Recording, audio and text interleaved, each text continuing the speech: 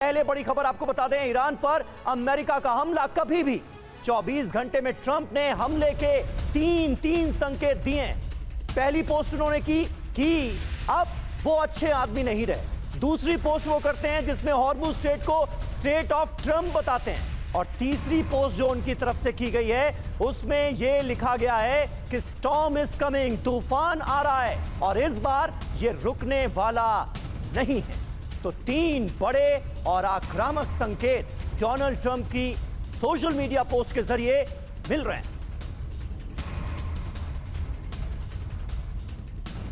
तो ये तस्वीरें देखिए, social media post Donald Trump की हम आपको दिखा रहे हैं। The storm is coming and nothing can stop this, ये वो लिख रहे हैं। स्ट्रेट ऑफ ट्रंप उन्होंने घोषित कर दिया। एक तरह से हॉर्मुज स्ट्रेट को बताने की कोशिश वो ये करते दिख रहे हैं कि अब यहां पर अमेरिका का दबदबा है और ये कायम रहेगा। नो मोर मिस्टर नाइस गाय, ये डोनाल्ड ट्रंप लिख रहे हैं और टर्मिनेटर वाले अवतार में खुद को प्रेजेंट कर रहे हैं दुनिया के सामने, जिसमें उनके हाथों में एक राइफल नजर आ रही है। और स्ट्रेट ऑफ ट्रंप की जो तस्वीर उन्होंने घोषित की है, जारी की है, उसमें साफ तौर पर यहां से जो जहाज गुजरते हुए नजर आ रहे हैं उनको अगर आप गौर से देखेंगे तो सब पर अमेरिकन नेशनल फ्लैग आपको नजर आएगा।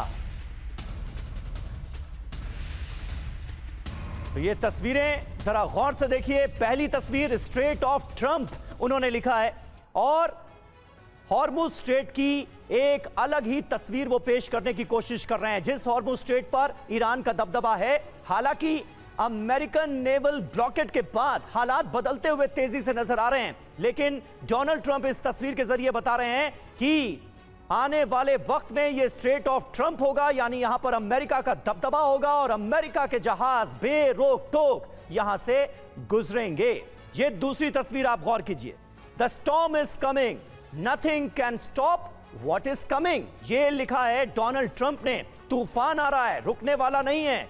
तीसरी तस्वीर, नो मोर मिस्टर नाइस गाय, अब वो अच्छे आदमी नहीं रहे, यह बताने की कोशिश डोनाल्ड ट्रंप कर रहे हैं अपनी इन तीन सोशल मीडिया पोस्ट के जरिए।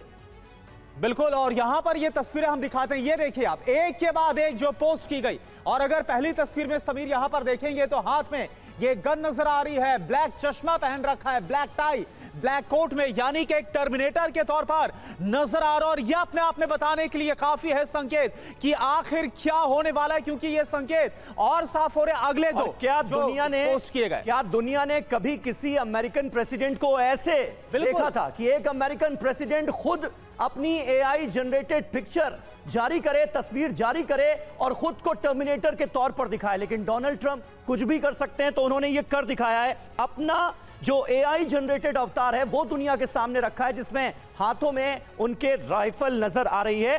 और ये पहली तस्वीर। दूसरी तस्वीर आप देखिए, straight of Trump, Hormuz strait को स्ट्रेट ऑफ ट्रंप एक तरह से घोषित करते हुए नजर आ रहे हैं। और करुणा, जितने भी जहाज हैं आप देखिए, सब पर अमेरिकन नेशनल फ्लैग, अमेरिकी जहाज नहीं गुजर पा रहे हैं यहां से।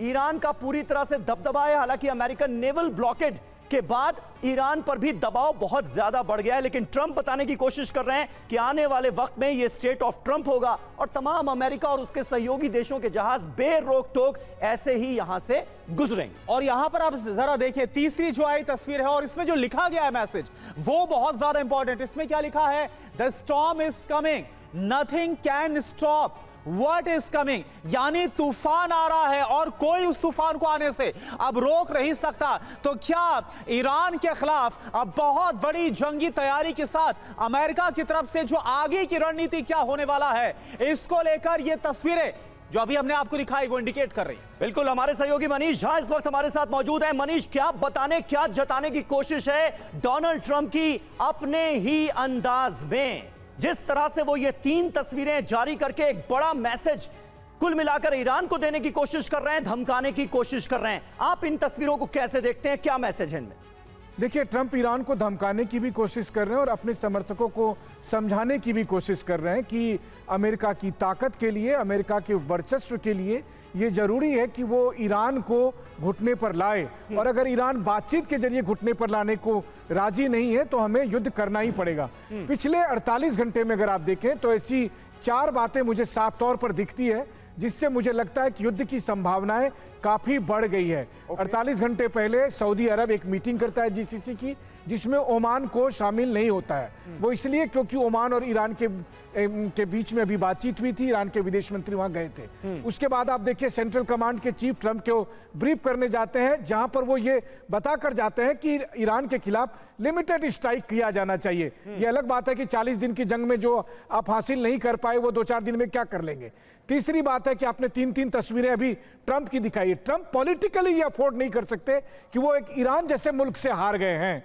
वो बाद में क्या होगा वो तो नहीं पता, लेकिन अभी अमेरिका की जनता किसी भी कीमत पर उनको माफ नहीं करेगी। और चौथी बात, अमेरिका के उपराष्ट्रपति खुद भी जिस तरह से किनारा कर रहे हैं, उन्हें पता है कि अब युद्ध होने ही जा रहा है। ट्रंप और उनके दामाद ने मिलकर फैसला कर लिया है, इसमें दांव लगा दिया गया है कि ईरान के खिलाफ युद्ध करना है, और उस युद्ध की तैयारी के तहत ही आप ये सारे पोस्टर देख रहे हैं।